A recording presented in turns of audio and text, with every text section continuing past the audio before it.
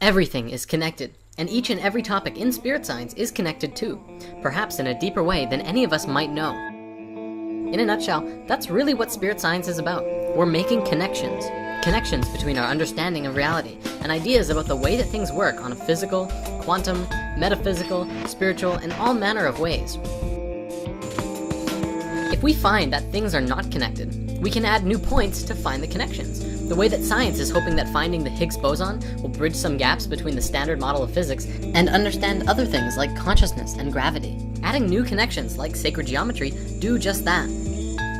Sacred geometry shows us how biological systems interact with each other in nature, and we can copy it to become more in tune with nature and everything, and most importantly, ourselves. All of these ideas are connected. We just have to look at the patterns as to how. We can fractal this idea larger and larger. Just as an animal exists as a part of the ecosystem that it's connected to, so too do we have a connection with our planet in a way that is almost cosmic in nature. In learning to recognize the patterns that exist, such as the trinity between the life-giving sun, Mother Earth, and you, we can learn to understand ourselves in a very powerful way. If you get one thing out of this series, I would hope that I would be able to inspire you to look inward and to look at yourself and the events in your life in a new way. In looking deeper at the world all around you, it's important to let go of ideas that no longer serve you. The realization that I have come to is that all of us, every single person on this planet, are cosmic beings of life and light in the universe. We share a space with all of the energy of infinity, and it's about acknowledging that energy and tuning yourself into it. You are a receiver for cosmic information. Science now shows that we are all made of stardust, the remnants of exploding stars. We have developed our own unique consciousness based on our previous geometry. If our consciousness came from a star, then what's to say that that star and the rest of the universe doesn't also have its own unique consciousness, even if it's not entirely understood yet? On that note, I want to share a short video with you now by performance philosopher Jason Silva about what it means to understand and connect the dots.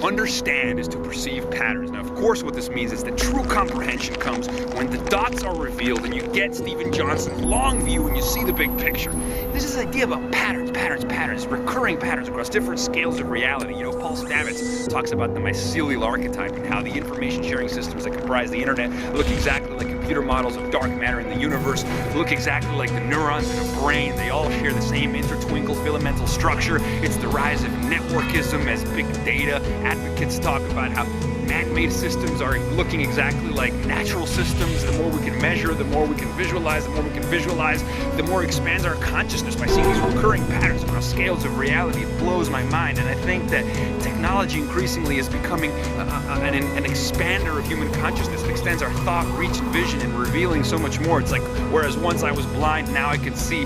Jeffrey West from the Santa Fe Institute is telling us that cities are really like organisms, you know, alleys are like capillaries. How is it possible that a man-made artificial technological system is behaving like a natural system? The more efficient it becomes, the more it's starting to look like nature. Really interesting, weird stuff.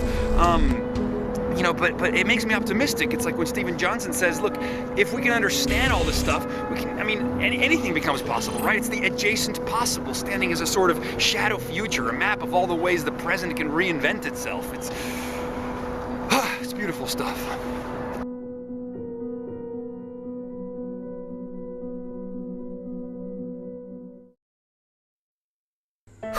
Now, let's take this one step deeper because I know there's one aspect about this that a lot of people are hesitant about. It's the use of this word, spirit, in conjunction with this word, science. Many people feel that these words need to be kept separate, although I will share that in my experiences, I've learned that magic can happen when powerful energies come together. In fact, it's the very nature of physics and our own sun. Our sun is a fusion reactor, which provides all of the energy and life for the entire planet, whereas fission, on the other hand, has been used to blow up and demolish entire cities. So, which do you really prefer? I find it really interesting too, as the discussion of God has been the most sought discussion of our evolution and history for thousands of years. Ideas like God, source, spirit, and essence are all ideas that can be used to expand our perception of everything in the universe to a broader, more encompassing understanding. less of a creator god caricature than it's typically perceived as. If you look deep, beyond all of the dogma of any religion, and yes, there's lots of dogma, and really get in tune with the ideas themselves, God, or Source, has always been described as the creation force of the universe itself. The creation force of reality, the driving life essence that moves through everything. In modern science, we pretend that this is not the question that we're asking, but it really is. We can see scientifically that everything in reality is vibrating waves of light, and we can look to our ancient past to see that pretty much everyone says that the light itself is the creation force. It's not just in the Bible that the light came first. Pretty much every ancient culture believed this, from the Mayans to the Egyptians. We're coming full circle. The leading theories and ideas about the universe now depict how the entire reality is like a giant living organism that grows and evolves and manifests new things. The Big Bang is the breath of source energy from which everything manifested. All of the parameters for the structures of the universe were defined within the first nanoseconds of the Big Bang. It wasn't random, there was a fundamental pattern at the core of that creation. It was geometric in nature. The creative expression of the universe manifests as our reality that we are a part of, and we too are creators within that creation. Free to create whatever we want, limited only by our imaginations and ability to spill our thoughts over from our minds and into the physical world. Okay, we're wrapping it up now, so here's the spirit science theory. Is it possible that what spirit or God is actually this hierarchy of awareness, of consciousness, as it manifests at different levels of existence through the universe? Consciousness itself is not this extrapolated aspect of the universe that we just so happen to inhabit, nor is it only subject to exist through biological life, but rather, the whole of the universe itself is conscious, and that is how it exists in the first place.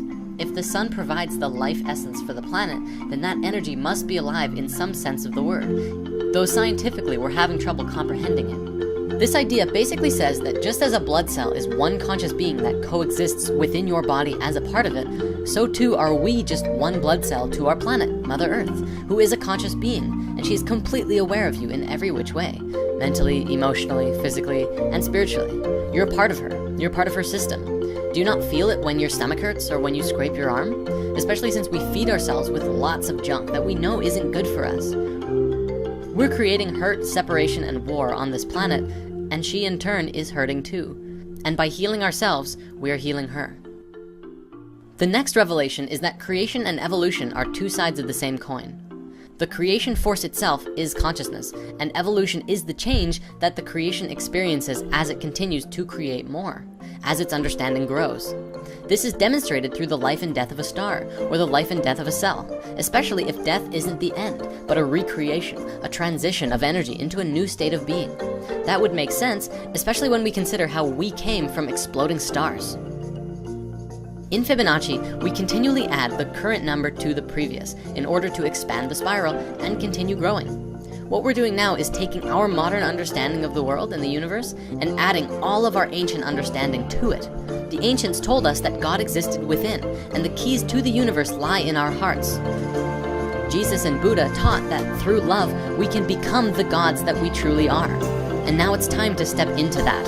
As we move forward into the future, the time has come to reconnect with ourselves and step into divine revelation through truth, love, and oneness.